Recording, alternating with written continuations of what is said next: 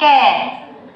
Ya, jadi komunikasi public speaking itu komunikasi yang umumnya dilakukan di depan halayak banyak. Karena ini kan materi humas ya, di depan halayak banyak atau di depan orang banyak. Makanya perlu belajar, perlu tahu teknisnya bagaimana kita bisa menjadi lebih baik lagi dalam menyampaikan informasi tersebut atau melakukan public speaking dengan baik. Tujuannya, nah, audiensnya orang yang ada di depan kita, orang yang kita ajak bicara dan biasanya jumlahnya lebih banyak atau banyak, itu disebutnya audiens.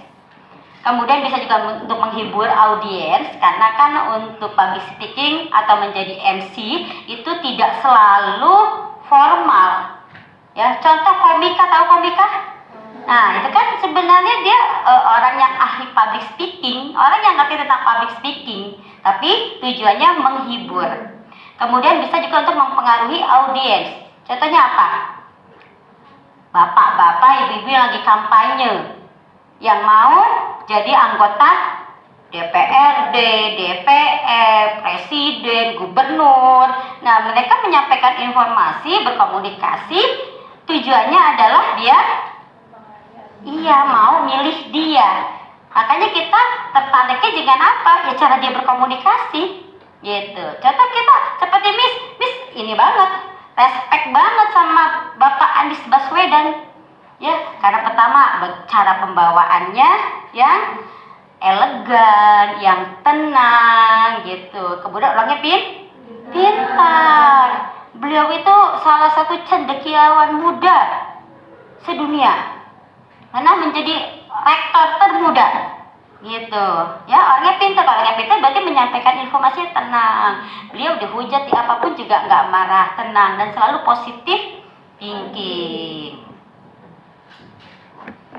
Oke, manfaat public speaking. Untuk apa belajar public speaking? Mengurangi ketidaktahuan. Loh, Miss kok bisa mengurangi ketidaktahuan? Karena ketika kita mempersiapkan diri untuk menjadi seorang, mungkin itu narasumber atau mungkin itu MC, kita pastikan prepare, siap-siap, menyiapkan materi, menyiapkan bahan, menyiapkan naskah MC. Apalagi menjadi narasumber, berarti menyiapkan materi. Di situ yang kita belum tahu bisa menjadi tahu. Mengurangi tekanan. Gimana nih mengurangi tekanan? Ya, artinya kita bisa melepaskan emosi di situ. Kemudian memperbaiki hubungan, ya. Orang yang bisa public speaking dengan bagus itu biasanya hubungan dengan sesamanya baik-baik saja. Kenapa? Karena biasanya kita nyaman di dekat orang yang teknik komunikasinya bagus gitu loh. Misalnya apa? Dia nggak gampang nyinyir, mungkin nggak gampang jelekin orang, ngomongnya enak. Kan ada temen kamu pasti gitu, manggil aja ada kata yang jelek gitu loh. Jangan bilang ih bercanda Miss, baper gitu aja. Nggak, bercanda itu ketika dua orang saling tertawa. Tapi kalau kamu ajak bercanda teman kamu nggak ketawa, itu berarti teman kamu tersinggung dengan ucapan kamu, nggak lucu jatuhnya, ya kan? Oke. Kemudian memahami permasalahan. Orang yang public speakingnya bagus ketika mendengar orang berbicara pun mudah paham. Berarti itu memahami masalah dan akan mengurangi masalah, kemudian bisa menyelesaikan masalah. Kembali lagi teknik komunikasi dia bagus, jadi dia bisa melakukan komunikasi yang persuasif atau komunikasi yang bisa mempengaruhi orang lain. Oke, tapi faktanya tidak seorang pun dilahirkan sebagai speaker. Apa itu speaker? Orang yang berbicara di depan umum, orang yang bisa berbicara di depan umum. Ya, jadi public speaking istilah kata bendanya, ya, istilah kemampuannya, tapi speaker adalah orangnya. Gitu. Siapa yang disebutin tadi? Bikin Anies Baswedan, Barack Obama. Barack Obama tuh kalau ngomong juga enak, tenang, beliau gitu. Kenapa? Speaker. Beliau punya ilmu komunikasi atau tahu teknik komunikasi dengan sangat baik. Seberapa besar bakat kita untuk bisa berbicara. Berbicara ini berarti berbicara di depan umum. Ya. Oke, ada anggapan bahwa kesuksesan seseorang dalam berretorika, retorika itu seni berbicara. Ya, artinya apa sih retorika? Seni berbicara. Katanya hanya karena dia telah memiliki bakat. Oh enggak. Merasa tidak punya bakat, tapi ingin belajar teknik komunikasi, ingin belajar public speaking, ikuti semua latihannya. Jangan pernah menghindari setiap kesempatan. Bisa lama-lama, oh bisa banget. Gitu. Banyak orang yang memang tidak, mungkin orang tuanya bukan seorang speaker, orang tuanya bukan public figure, tapi bisa menjadi pembicara yang handal, yang hebat. Kenapa? Karena mau belajar, ya. Namun tidak selamanya bakat menjadi faktor penentu kesuksesan. Kenapa? Karena faktor yang terpenting adalah banyaknya latihan dan kesempatan untuk menjadi seorang speaker atau public speaking atau berbicara di depan orang banyak. Jadi yang semakin pintar itu yang jam terbangnya tinggi. Sering dipanggil MC, sering dipanggil menjadi narasumber. Wah, udah semakin expert berarti. Faktor pembentuk speaker 3L. Bakat terlahir karena bakat, kemudian lingkungan, ya. Lingkungan berarti apa? Mungkin memang temannya gitu, sering jadi MC, jadi dia ke bawah, kayaknya bagus jadi MC, kayaknya menarik ya, kayaknya bisa nih latihan, nah gitu, ya. Jadi kita terpengaruh oleh lingkungan. Kemudian latihan. Kalau misalnya bakat tapi nggak latihan, ya udah wassalam. Lingkungannya mendukung tapi nggak punya kemauan, tidak mau mencoba, juga wassalam. Oke, ini yang selalu jadi masalah umum atau masalah utama apa? Nervous, deg-degan. Jangan saya dong, Miss. Jangan saya dong, Miss. Jangan gua, nah demam panggung. Ya. Kemudian tidak paham tentang tekniknya.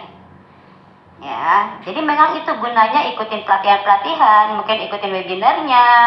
Miss itu di kampus dulu ya, setiap ada pelatihan, seminar tentang public speaking, tentang humas, Miss ikut. Sampai Miss bolos kuliah pernah, cuma untuk ikut itu.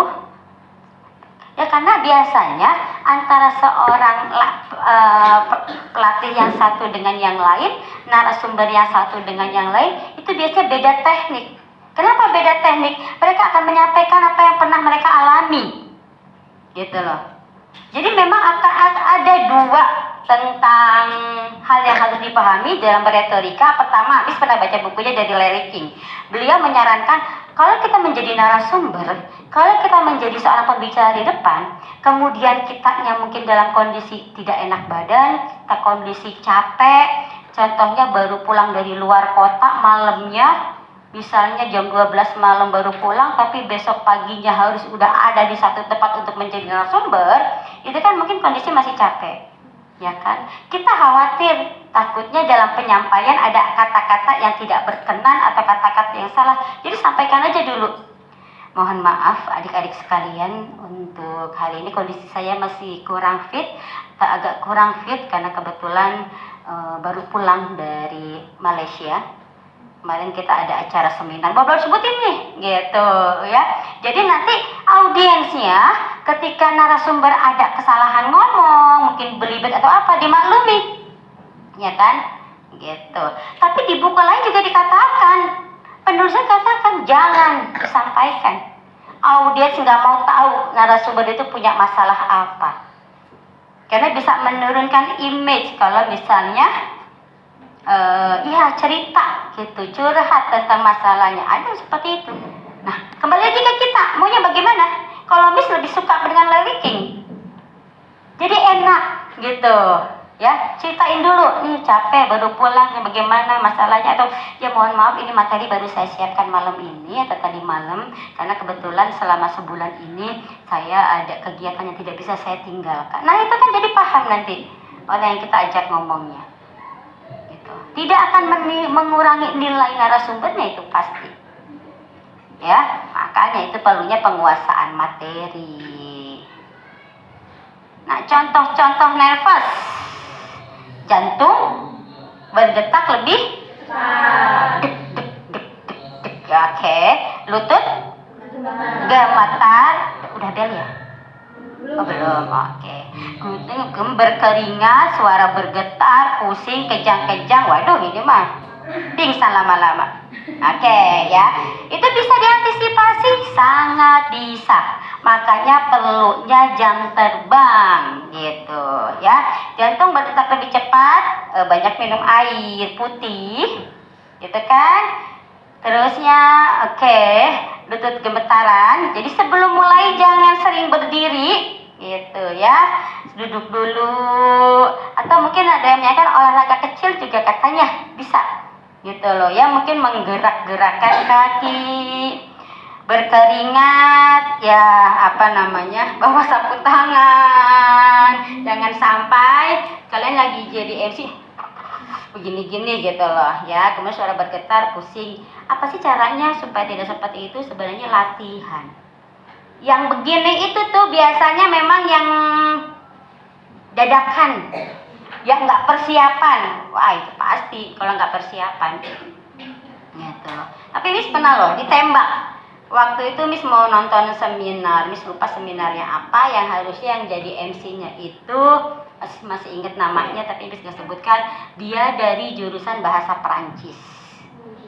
Ya, Miss datang cuma untuk nonton, tapi karena orang yang nggak datang tiba-tiba ditembak, disodot Miss. Bukan Miss,